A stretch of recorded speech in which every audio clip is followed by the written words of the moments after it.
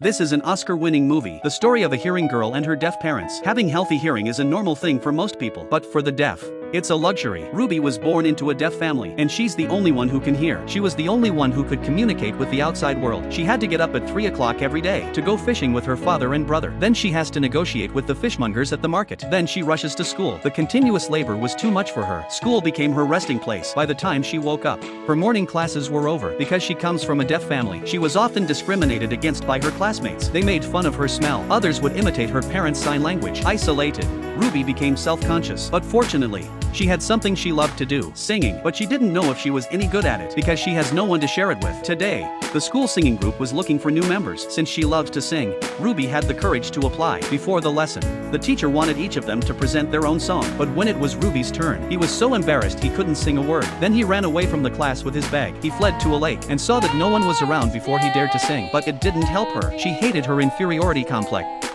The next day, she went to her teacher and asked him to give her a chance. The teacher asked her what music meant to you, but Ruby couldn't say. All she could do was gesture in sign language. The teacher couldn't understand her, but from her look, she got the general idea. Music was probably the only way for her to let herself go. The teacher was touched by Ruby. She decided to give her another chance. Although Ruby had the courage to sing this time, but she sang without feeling. The teacher saw that this was the result of her low self-esteem, so she asked Ruby to learn how a dog panted. After seeing Ruby's embarrassment, she asked the whole class to learn it together. The whole class was filled with the sound of a puppy's panting. It also helped to relieve Ruby's embarrassment and low self-esteem. Ruby sang her own voice. Even the teacher was surprised. This little girl from a deaf-mute family had such a beautiful voice. At the end of the class, the teacher left Ruby with a boy. He took out a sheet of music for a chorus. He wanted them to form a group. Ruby really appreciated the opportunity. After school, she dragged the boy home to practice, but she was just getting the hang of it when her parents interrupted her. They thought the boy was Ruby's boyfriend. They started to teach the boy. The father's way of teaching scared the boy. Ruby was very embarrassed. She had to send the boy away. The next day, when Ruby came to school again,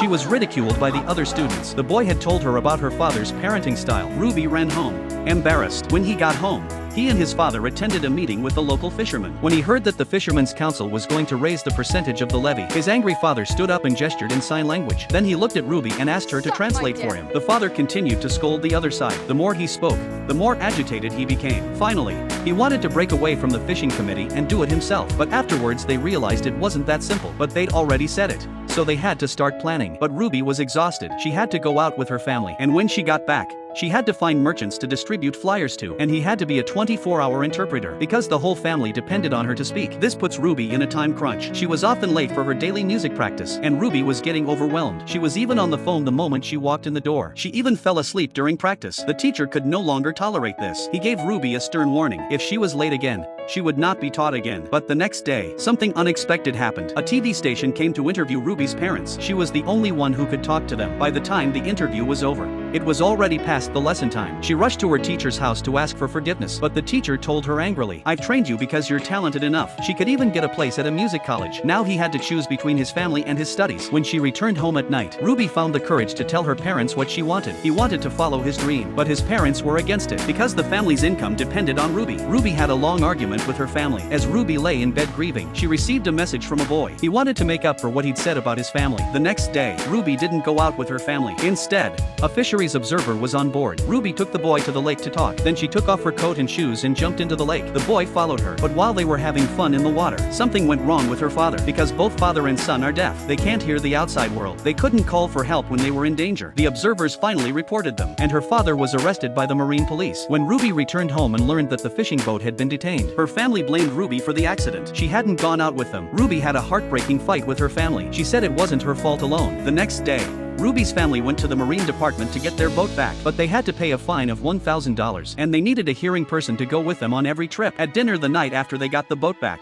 her father decided to sell it. Ruby was strongly against it because it was the family's breadwinner, and she had already decided to stay and sail with her father. After dinner, Mother came to Ruby's room. She brought out a beautiful dress. He wanted Ruby to wear it to her graduation party, but Ruby looked sad. She had given up her dream because of her family. She asked her mother, "Did you ever wish I was deaf and dumb?" Her mother smiled and told Ruby, "When she was born, She did want her to be deaf, but when the doctor told her that her daughter had normal hearing, she was afraid that she'd be alienated from herself. But now she realized she was wrong, because now her daughter is good enough. It was the first time her mother had told her so much. She jumped into her mother's arms. All her grievances and frustrations were released at that moment. Soon it was time for Ruby's graduation. Ruby's family was invited to the ceremony. On the stage, she wore the red dress her mother had given her that night. She sang beautifully, stunning everyone in the audience. Father watched the reactions of the others with curiosity. All of them were immersed in Ruby's singing. They all looked like they were enjoying themselves. When Ruby reached the climax of her song, many of them were moved to tears. The father didn't understand why. He would never know the sound of that voice. When the audience stood up and applauded at the end of the song, he reacted by standing up and applauding. When he got home,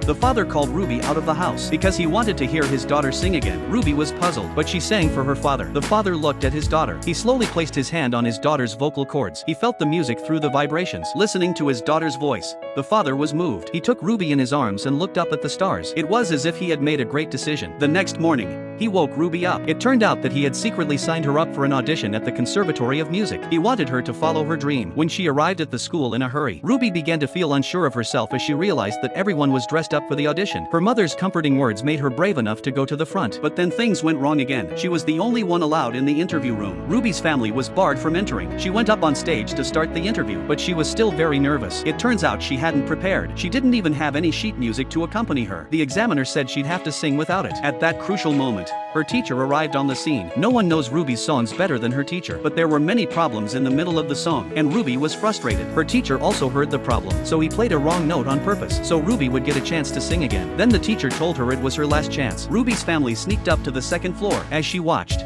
Ruby finally calmed down. The accompaniment started. She sang her own voice again. In order for her family to understand, she began to sign while singing. In this moment, down in the audience was the examiner of Ruby's dreams, but in the audience was the examiner of Ruby's life. The interviewer saw her future. Her family witnessed her growth. At the end of the story, Ruby embarks on a journey to find her dream under the watchful eyes of her family. The end of the movie. I hope every dreamer in front of the video can be like Ruby to pursue their own dreams.